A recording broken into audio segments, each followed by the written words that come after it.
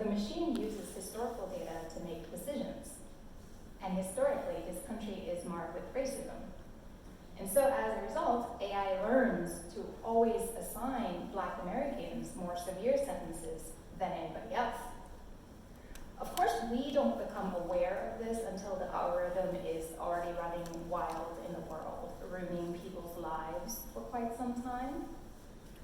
So now, today, if you stole a bike from your neighbor and you happen to be a Black American, you are likely to be in way more trouble than if you were of any other group. Two-part question for you. Part one, who owns the failure of machine decisions? And part two, how does machine ethics get implemented? Yeah. Well, number one, what's terrible now is that we have what appear to be rational systems to refer to, like a calculator. Like, I'm going to add 3 plus 3. I'm going to use a calculator. Well, not that one, so easy. I'm going to add like a long 5-digit number to a long 5-digit number on a calculator. Do you ever wonder if it's going to be wrong? Never. It's going to be exactly right. So if I give a complex problem to the calculator, it's going to get it exactly right. And so the blame game is disturbing because you already hear it in the news, machine error. It happened because of machine error. So it's a convenient time to go there.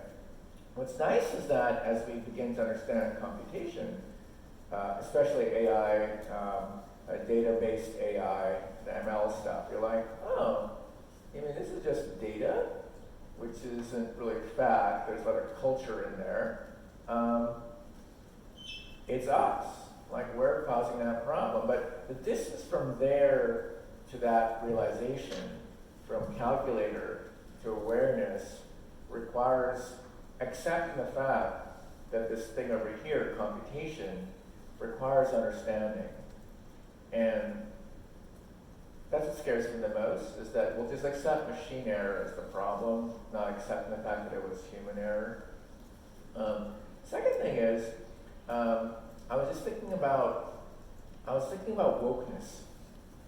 And I was thinking about how, different people have different perspectives on it, but I kind of wonder, has it become a thing, has it risen because there's some kind of environmental knowledge that AI has stepped in? Unless we become more awake, there is no corrective measure. I kept wondering if somehow this thing is, even you may not understand computation as a social phenomenon, this is occurring.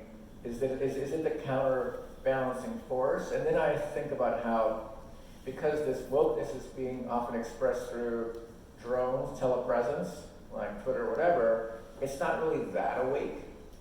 It's telepresence awake, which kind of like going back to accountability, it looks like accountability, but it's not real accountability. I'll tell you that I've had a transformative set of events in the last five years, basically, where I realized I wasn't awake, and all this awokeness woke me up. Like, oh my gosh! Like, for instance, I didn't know I was Asian looking. First of all, whoa, I'm Asian looking. I thought I was a white guy, but I'm not. And you're like, oh, is that why it was like that? Interesting. But just wasn't aware. And then I remembered that I grew up in primarily African American, Samoan American neighborhood in Seattle. And if it wasn't for Dr. Martin Luther King Jr. and the Civil Rights Movement in the 60s, I wouldn't have been bused from the poor part of Seattle in the 70s mandatorily to the nice part of Seattle. And so I got access to good books that were okay, and there was a computer lab. If it wasn't for that action, I would never have seen a computer probably. But now just sort of dialing it way, way back, I remember so many things now. I remember how in second grade, the two kids who were best at math were me and Eldridge. And Eldridge is African American. And I remember in third grade, Eldridge wasn't my friend anymore because he had to fit in with the sports culture. And I'm playing back so many things that I'm sort of like rewinding and like, what am I missing here?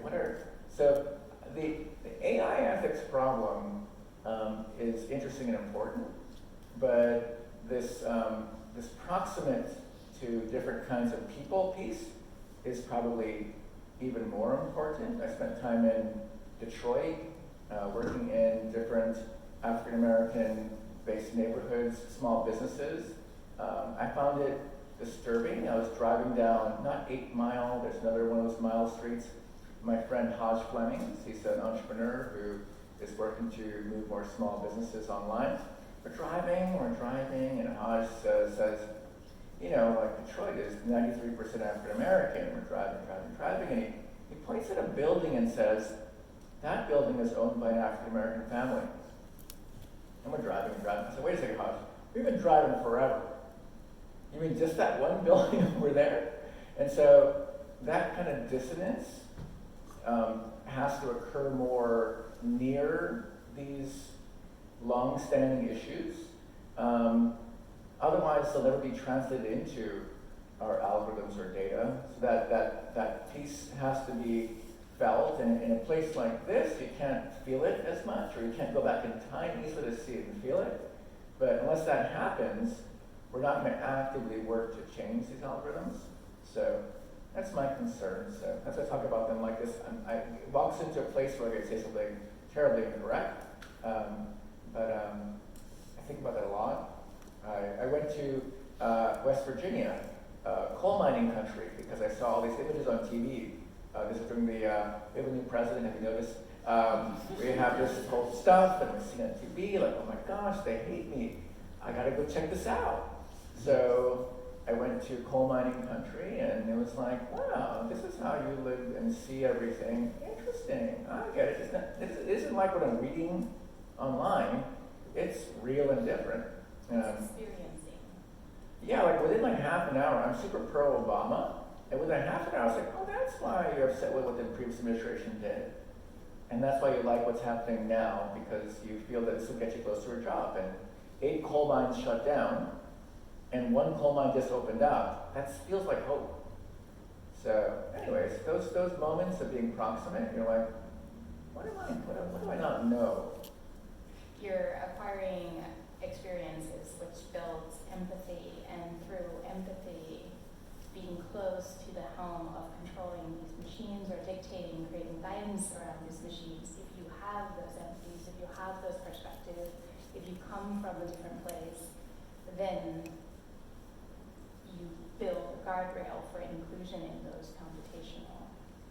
I don't know, I mean, like this word empathy is used a lot in design and research and everything. I'm not sure anymore about accountability is what interests me the most. Like how do I become more accountable for an outcome is what I guess with the years left I'm really interested in. I see.